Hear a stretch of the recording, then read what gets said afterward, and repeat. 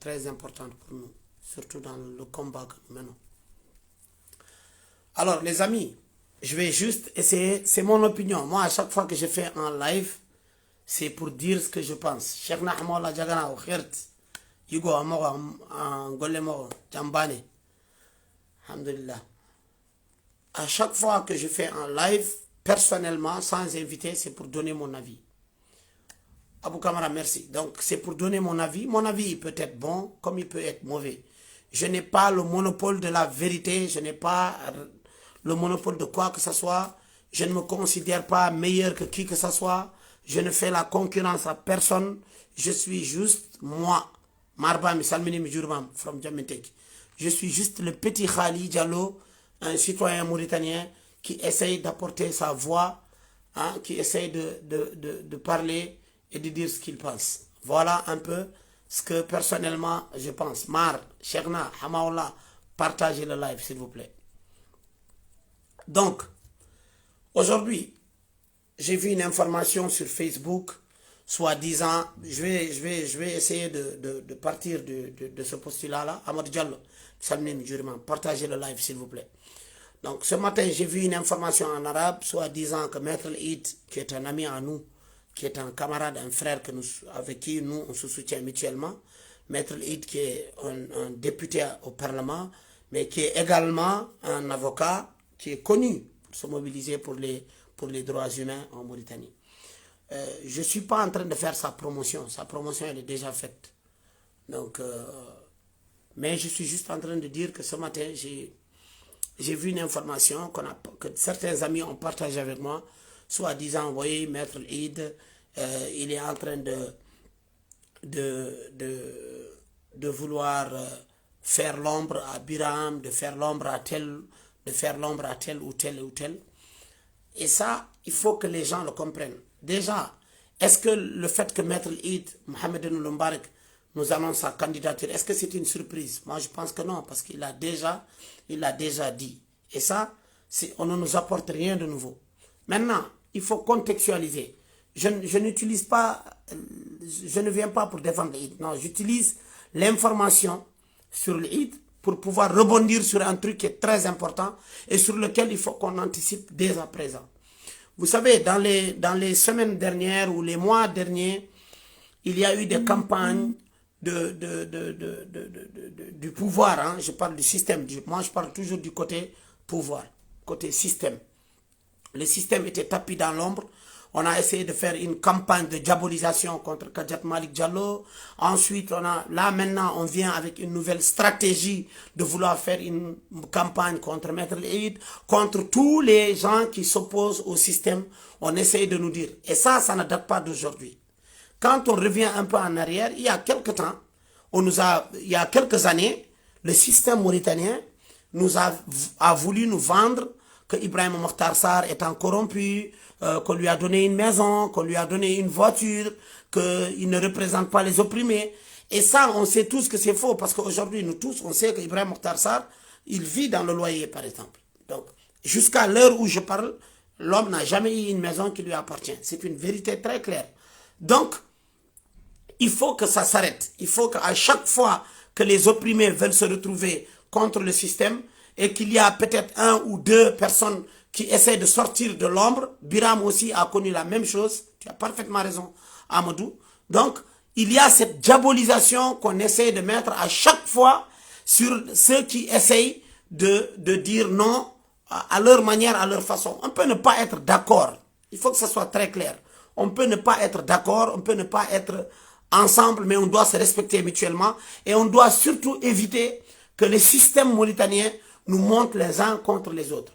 Pourquoi? Parce qu'en réalité, pour le système mauritanien, tous les opprimés de Mauritanie, et quand je parle des opprimés, je parle des Maures, je parle des Wolofs, je parle des Soninké, je parle des Haratin, je parle des Poulards, je parle de tous les Mauritaniens victimes d'injustice. Le système ne veut pas qu'on se retrouve. Le système veut qu'il y ait des connotations. Celui-là, c'est un Hartani. Celui-là, c'est un Poulard. Les Poulards, ils sont à part. Les Maures sont à part. Les Soninké sont à part. Les Haratines sont à part. Ça fait l'affaire du pouvoir.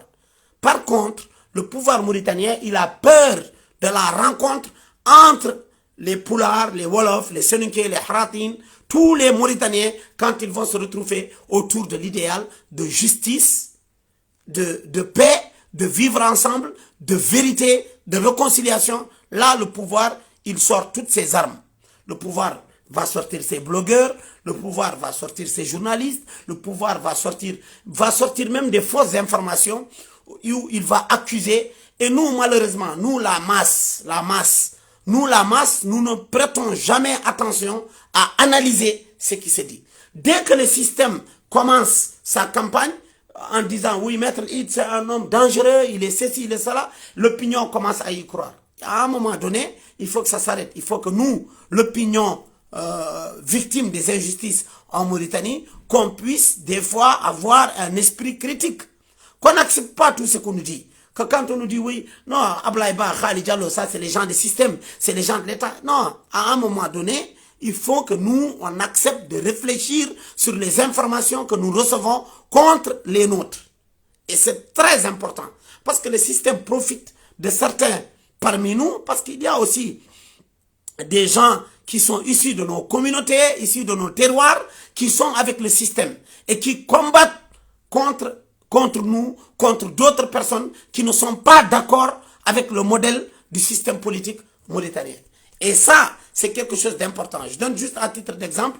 Tu vas entendre quelqu'un, Amadou Diallo par exemple, Amadou Diallo, c'est un jeune engagé, il a avec ses amis mis en place le groupe FaceRim, il commence à déranger, il porte un discours de revendication contre le système mauritanien. Automatiquement, on va essayer d'envoyer son cousin ou son ami ou quelqu'un qu'il connaissait il y a longtemps. On va dire, ouais, Amadou, il a fait ceci, Amadou, il a fait cela, Amadou, on l'a trouvé avec une bouteille d'alcool, voilà, Samba, on l'a trouvé avec ceci. Donc, voilà, on nous divise pour mieux régner. Aujourd'hui, qu'est-ce qu'il faut en Mauritanie? Aujourd'hui, moi, je suis de ceux qui pensent qu'en Mauritanie, il faut une alliance de tous les opprimés mauritaniens. Blancs, noirs, jaunes, métis, qu'on se retrouve tous dans un seul segment pour constituer une grande force contre, aujourd'hui, le pouvoir mauritanien.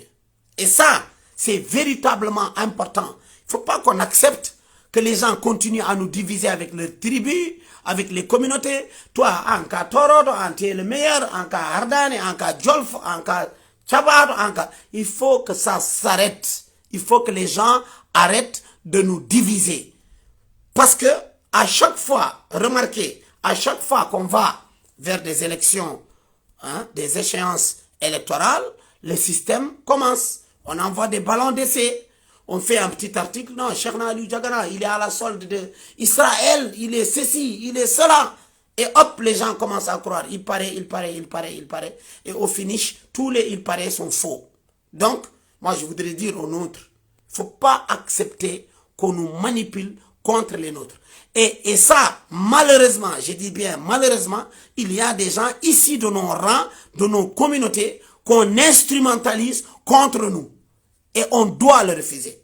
Il y a certains, parce qu'ils reçoivent, ils ont un intérêt avec un ministre qui leur donne de l'argent, ou avec le parti au pouvoir qui leur donne de l'argent, ou avec une connaissance qui leur donne de l'argent, qui est avec le système, coûte que coûte, ils vont défendre le système. Et ils vont occuper l'espace des réseaux sociaux. Dès qu'un discours contradictoire va commencer à se développer, ils vont commencer à l'insulter, à l'accuser pour le discréditer. Et ça, on doit prêter attention à ce qui est en train d'arriver. Et je le dis, ça ne fait que commencer. Certains qui ont annoncé déjà leur candidature sont en train de subir.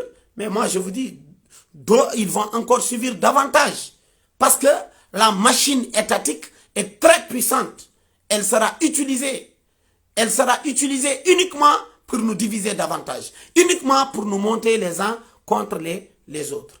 Et à chaque fois, le système a réussi avec ça. Et moi, je dis à mes amis, nous, on défend un idéal. L'idéal que nous défendons, c'est quel idéal? Nous défendons un idéal de justice entre tous les Mauritaniens. Donc, il n'y a plus de place pour la couleur.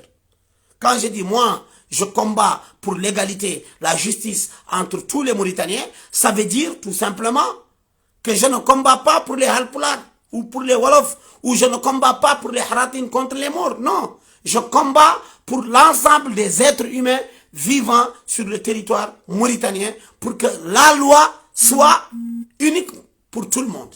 Et que la loi soit appliquée au fils du riche, au fils du pauvre, au fils du gardien, au fils du ministre, au fils du président. Tel n'est pas le cas dans la réalité et dans la configuration de l'état actuel de la Mauritanie.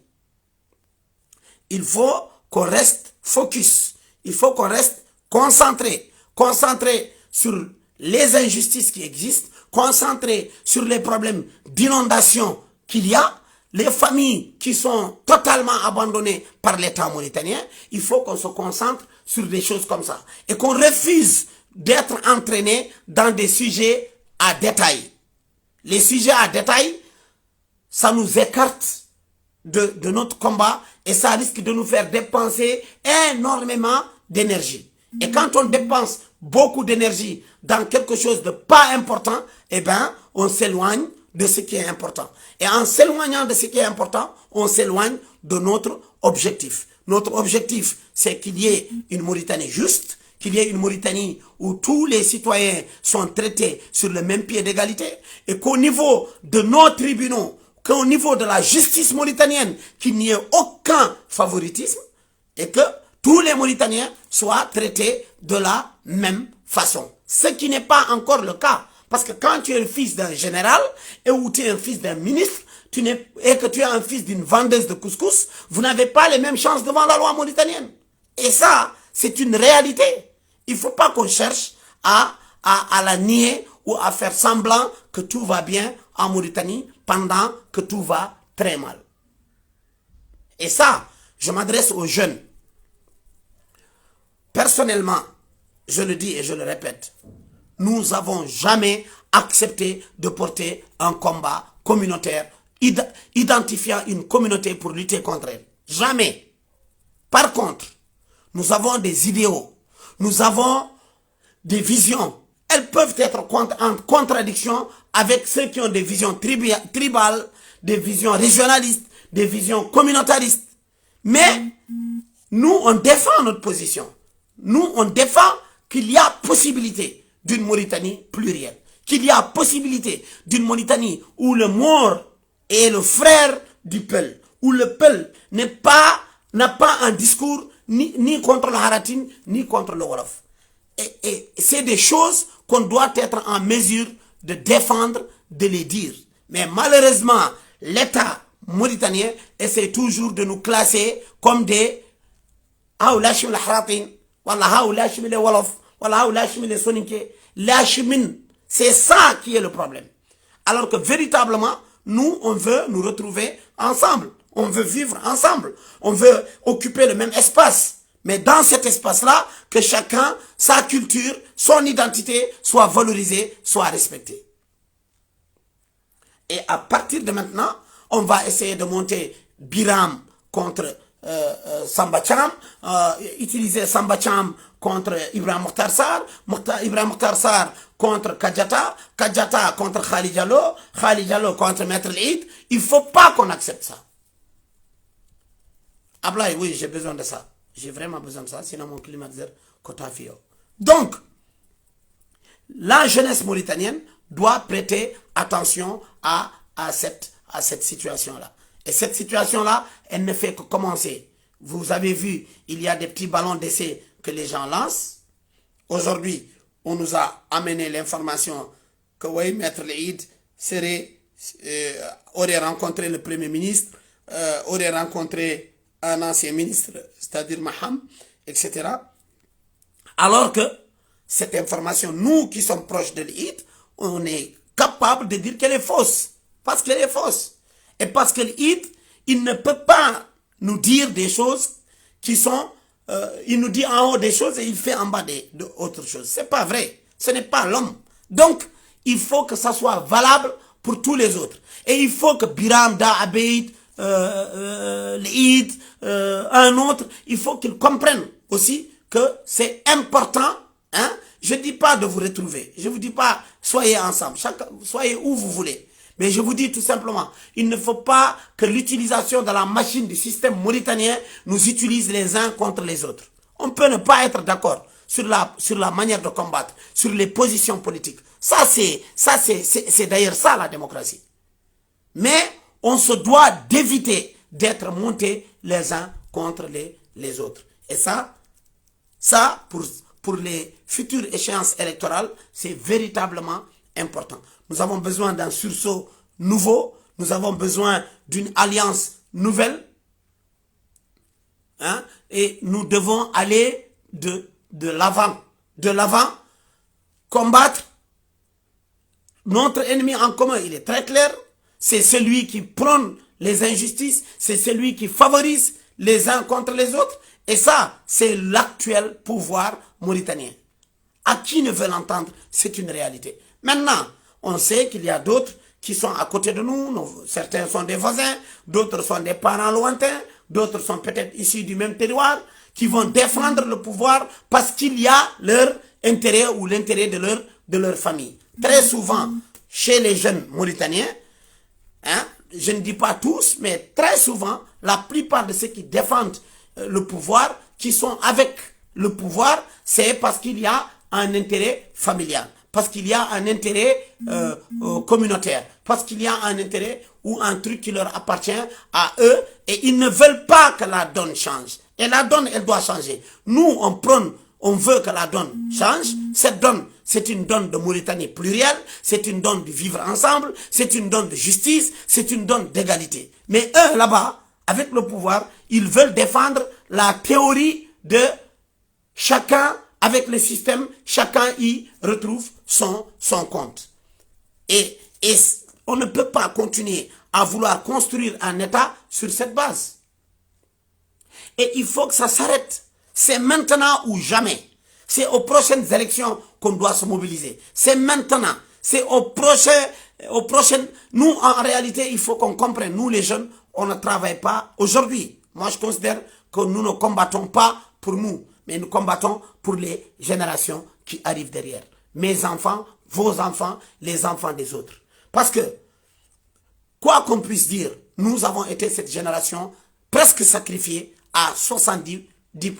Mais nous avons encore la chance de porter le combat. Nous avons encore la chance de nous mettre ensemble. Et surtout, enlever les égos. Moi, je n'aime pas travailler avec Aboubakry, Abdourazak, Satik ici, parce que je ne m'entends pas. C'est des détails.